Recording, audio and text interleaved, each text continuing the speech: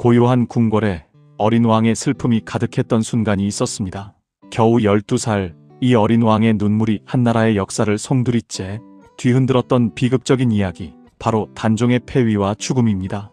조선 왕조 500년 역사 속에서도 가장 가슴 아픈 기록으로 남아있는 단종의 이야기는 단순한 한 왕의 몰락이 아니라 권력이라는 이름 아래 벌어진 인간의 탐욕과 비정함, 그리고 그럼에도 불구하고 꺾이지 않았던 충절이 교차하는 복잡한 서사입니다.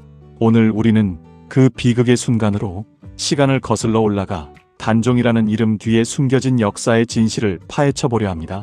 무엇이 그 어린 왕을 죽음으로 몰아넣었을까요? 그의 눈물이 역사가 된 순간의 뒤편에는 어떤 그림자들이 드리워져 있었을까요? 그 시작은 예측할 수 없는 죽음에서부터였습니다. 조선의 제5대 왕 문종은 비록 재위 기간이 짧았지만 그 짧은 기간 동안에도 학문과 문화 발전에 지대한 공헌을 했던 성군으로 기억됩니다. 그는 세종대왕의 장남으로 태어나 어려서부터 총명함과 깊은 학식을 겸비했습니다. 아버지 세종의 뒤를 이어 조선의 기틀을 굳건히 하고자 노력했지만 그의 치세는 안타깝게도 길지 못했습니다. 병약했던 문종은 자신의 건강이 좋지 않음을 예감하고 있었을 것입니다. 그래서 어린 아들 홍위, 훗날의 단종에게 왕위를 물려주는 것에 대한 깊은 고뇌에 빠졌습니다. 당시 홍위의 나이는 겨우 12살, 아직 정치적인 판단을 내리고 국정을 직접 이끌기에는 너무나 어린 나이였습니다. 어린 나이로 왕위에 오른다는 것은 곧 왕권의 불안정성을 의미했습니다. 특히 당시 조선의 왕실은 어린 왕을 보필하고 수렴 청정을 해줄 만한 강력한 왕실의 우서른이 부재했습니다. 할머니인 소헌왕후는 이미 단종이 태어나기 훨씬 전에 세상을 떠났고 어머니인 현덕왕후 또한 단종이 태어난 지 얼마 되지 않아 승하했습니다. 이처럼 어린 왕을 지탱해줄 강력한 지지 기반이 왕실 내에 없다는 것은 곧 주변 세력들이 권력을 탐할 수 있는 빌미를 제공하는 것이나 다름없었습니다. 이러한 상황은 문종에게 커다란 근심거리였을 것입니다. 문종은 이러한 위험을 직감했던 것으로 보입니다. 그는 자신의 동생인 수양대군이 왕위를 넘볼 것을 우려했습니다. 수양대군은 문종의 아우이자 세종의 둘째 아들로 뛰어난 무예와 용맹함을 겸비한 인물이었습니다. 하지만 그의 내면에는 왕위에 대한 숨겨진 야망이 도사리고 있었을지도 모릅니다. 문종은 자신의 뜻을 받들어 어린 단종을 보호하고 국정을 안정적으로 이끌어갈 수 있는 충신들을 찾아 나섰습니다. 그리하여 그는 당대 최고의 재상들이었던 김종서와 황보인 등 고명 대신들을 불러 어린 단종을 보좌해달라는 간곡한 유언을 남겼습니다. 김종서는 오랜 세월 동안 문종을 비롯한 여러 임금을 섬겨온 노련한 대신이었고 황보인 또한 덕망과 능력을 겸비한 인물이었습니다. 이들은 문종의 유언을 받들어 어린 왕을 보호하고 국가의 안위를 지킬 막중한 책임을 맡게 되었습니다. 문종은 이들이 어린 왕의 든든한 울타리가 되어줄 것이라 믿었을 것입니다. 그러나 역사는 언제나 예측 불가능한 방향으로 흘러갑니다.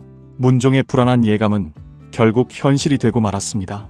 문종의 죽음 이후 조선의 전국은 어린 단종을 둘러싸고 미묘한 긴장감에 휩싸였습니다. 고명 대신들이 단종을 중심으로 국정을 운영하려 했으나 수양대군은 서서히 자신의 야망을 드러내기 시작했습니다. 그는 철저하고 치밀하게 자신의 계획을 준비했습니다. 수양대군의 마음속에는 이미 왕위에 대한 강렬한 열망이 깊이 뿌리내리고 있었을 것입니다. 그는 자신의 주변의 뜻을 같이 하는 인물들을 모으고 군사적 기반을 다지며 때를 기다렸습니다. 그리고 마침내 1453년 조선을 피로 물들인 비극적인 사건, 바로 계유정난이 발발합니다. 계유정난은 수양대군이 왕위를 찬탈하기 위해 일으킨 무력 쿠데타였습니다. 그는 한명회, 권람 등 자신의 신복들과 함께 치밀한 계획 아래 움직였습니다. 수양대군은 김종서와 황보인 등 단종을 지지하는 고명 대신들을 반역자로 몰아 제거했습니다. 한밤중에 궁궐에 피바람이 불어닥쳤고 수많은 충신들이 갑작스러운 습격으로 목숨을 잃었습니다. 조선의 역사는 피로 얼룩진 이 순간을 계유정난이라는 이름으로 기록하고 있습니다. 이 사건으로 인해 단종의 정치적 지지 기반은 송두리째 무너져 내렸습니다. 어린 왕을 보호하고 보좌해야 할 충신들이 하룻밤 사이에 모두 사라져버린 것입니다. 수양대군은 이 기회를 틈타 자신의 신복들을 주요 요직에 앉히고 국정을 마음대로 주무르기 시작했습니다. 의정부와 육조의 권한은 점차 약화되었고 모든 국사는 수양대군의 손아귀에 놓이게 되었습니다. 어린 단종은 이제 사실상 허수아비 왕에 불과했습니다. 그의 주변에는 수양대군의 그림자가 드리워져 있었고 그를 도울 수 있는 사람은 아무도 남아있지 않았습니다. 궁궐의 모든 움직임은 수양대군의 감시 아래 놓였고 단종은 고립된 채 불안한 나날을 보낼 수밖에 없었습니다. 단종은 태조 이성계로부터 이어져 온 적통 왕손이었습니다. 그는 정비소생의 장자였으며 세종대왕의 손자이자 문종의 아들이었습니다. 즉 그는 누구보다도 강력하고 확고한 왕위 계승의 정통성을 가지고 있었습니다. 그의 왕위는 하늘이 내린 것이라 해도 과언이 아니었으며 백성들 또한 그를 정당한 왕으로 인정하고 있었습니다. 그러나 계유정난 이후 그의 정통성은 힘을 잃기 시작했습니다. 수양대군은 단종의 측근들을 제거하고 궁궐 내에서 그의 영향력을 완전히 고립시켰습니다. 그리고 끊임없이 단종을 압박하기 시작했습니다. 그 압박은 단순히 정치적인 것을 넘어섰습니다. 수양대군은 단종에게 스스로 왕위를 물려주도록 강요했습니다. 이는 어린 왕에게는 감당하기 힘든 정신적 고통이자 모욕이었을 것입니다. 과연 14살의 어린 왕이 이 거대한 압력을, 온 나라의 권력을, 장악한 숙부의 위협을 견딜 수 있었을까요? 결국 단종은 수양대군에게 왕위를 넘겨주어야만 했습니다. 1455년 윤 6월 단종은 마지못해 양위를 결정하고 수양대군에게 왕위를 넘겨주었습니다.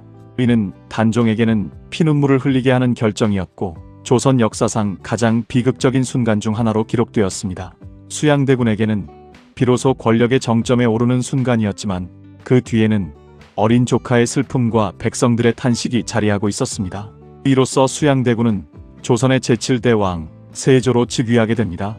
왕위를 찬탈한 수양대군은 처음에는 조카 단종을 상왕으로 예우하는 듯 보였습니다.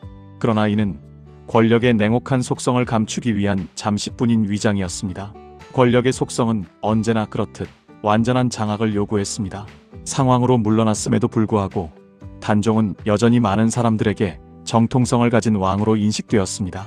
그의 존재는 세조에게는 큰 부담으로 작용했습니다. 살아있는 상왕은 언제든 자신에게 위협이 될 수 있다고 생각했을 것입니다.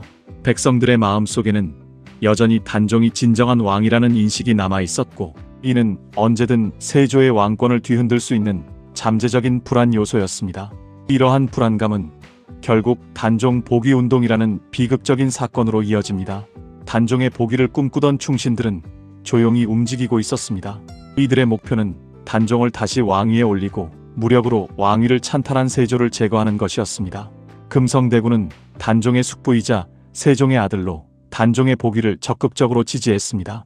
또한 성삼문, 박팽년, 하위지, 이계, 유응부, 김질, 유성원 등 이른바 사육신이라 불리는 충신들이 단종 복위 운동을 계획했습니다. 이들은 단종의 폐위에 분개하며 목숨을 걸고라도 진정한 왕을 복위시키고자 했습니다. 이들은 명나라 사신 환영연회에서 세조를 제거하고 단종을 복위시키려는 치밀한 계획을 세웠습니다. 그러나 안타깝게도 이들의 계획은 사전에 발각되고 말았습니다. 김질이라는 인물의 밀고로 인해 복위운동은 수포로 돌아갔고 관련된 수많은 사람들이 체포되어 처참한 고문을 받고 죽음을 맞이했습니다. 사육신들은 끝까지 단종에 대한 충절을 지키며 죽어갔고 그들의 숭고한 희생은 조선 역사에 영원히 기억될 충신들의 이야기로 남아 있습니다. 단종 복위 운동의 실패는 단종에게 더 큰 비극을 가져왔습니다. 세조는 이 사건을 빌미로 단종을 노산군으로 강등시키고 한양에서 멀리 떨어진 강원도 영월로 유배를 보냅니다. 어린 왕은 이제 더 이상 왕도 아니고 심지어 왕족의 지위마저 박탈당한 채 쓸쓸하게 유배 생활을 시작했습니다. 그가 노산군이라는 이름으로 강등된 것은 왕실의 권위와 존엄을 완전히 잃었음을 의미했습니다. 영월에서의 단종의 삶은 이루 말할 수 없는 고통과 고독의 연속이었습니다. 그는 한때 자신이 다스렸던 수도 한양에서 멀리 떨어진 산골 마을에서 홀로 외로운 삶을 이어갔습니다. 매일 아침 저녁으로 자신을 따랐던 충신들이 처참하게 죽어가는 소식을 들으며 가슴앓이를 해야 했습니다. 유배지에서의 삶은 감시와 억압 속에서 이루어졌으며 단종은 모든 희망을 잃어가는 듯 보였습니다. 그리고 마침내 단종 복위 운동에 연루된 금성대군의 또 다른 복위 시도 소식이 전해지면서 세조의 불안감은 극에 달합니다. 세조는 더 이상 단종을 살려둘 수 없다고 판단했습니다.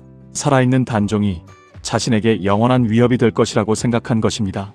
그의 존재 자체가 세조의 왕권을 위협하는 그림자가 될 수밖에 없었습니다. 결국 세조는 단종을 제거하기로 결심합니다. 1457년 유배지 영월의 비극적인 소식과 함께 사약이 내려집니다. 단종은 17살의 꽃다운 나이에 비극적인 죽음을 맞이하게 됩니다. 그의 마지막 순간은 얼마나 외롭고 고통스러웠을까요? 어린 나이에 왕위에 올라 권력의 소용돌이 속에서 비참한 최후를 맞이한 단종의 이야기는 오랜 세월이 지난 지금도 우리에게 깊은 울림을 줍니다. 그의 죽음은 단순한 한 개인의 죽음이 아니라 권력의 냉혹함과 인간의 야망이 얼마나 잔인할 수 있는지를 보여주는 역사의 경고와 같습니다. 또한 단종의 폐위와 죽음은 그 시대의 복잡한 정치적, 사회적 배경 속에서 발생했습니다.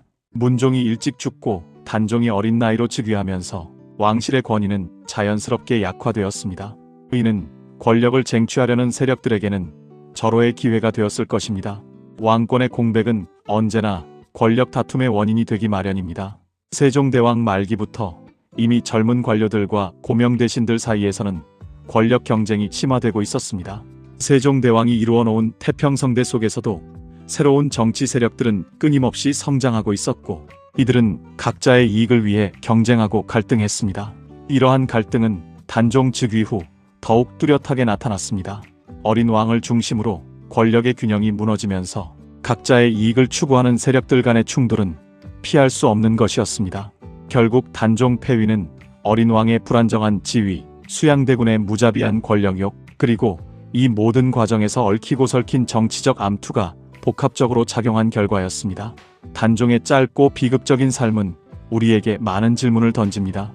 과연 권력이란 무엇이며 인간의 욕망은 어디까지 나아갈 수 있을까요? 그리고 역사의 한 페이지를 장식한 이 비극에서 우리는 어떤 교훈을 얻어야 할까요? 단종의 눈물이 역사가 된 순간은 우리에게 인간, 본성과 권력의 속성을 다시 한번 되돌아보게 하는 중요한 사건으로 기억될 것입니다. 그의 이야기는 단순한 옛날 이야기가 아니라 현재를 살아가는 우리에게도 많은 시사점을 제공합니다. 권력이 어떻게 개인의 삶을 파괴하고 한 국가의 운명을 바꿀 수 있는지 보여주는 생생한 증거인 것입니다. 우리는 단종의 이야기를 통해 역사의 흐름 속에서 개인이 겪어야 했던 고난과 비극을 깊이 이해할 수 있습니다. 또한 역사를 단순히 과거의 기록으로만 볼 것이 아니라 현재와 미래를 비추는 거울로 삼아야 한다는 교훈을 얻게 됩니다. 단종이 비록 비극적인 최후를 맞이했지만 그의 이름은 조선 왕조의 역사 속에서 영원히 기억될 것입니다. 그리고 그의 눈물은 단순한 슬픔을 넘어 권력에 맞섰던 수많은 사람들의 숭고한 정신과 함께 길이 남을 것입니다. 우리에게 단종의 이야기는 단순한 비극을 넘어선 무언가를 말해주고 있습니다. 여러분은 단종의 비극을 어떻게 바라보시나요?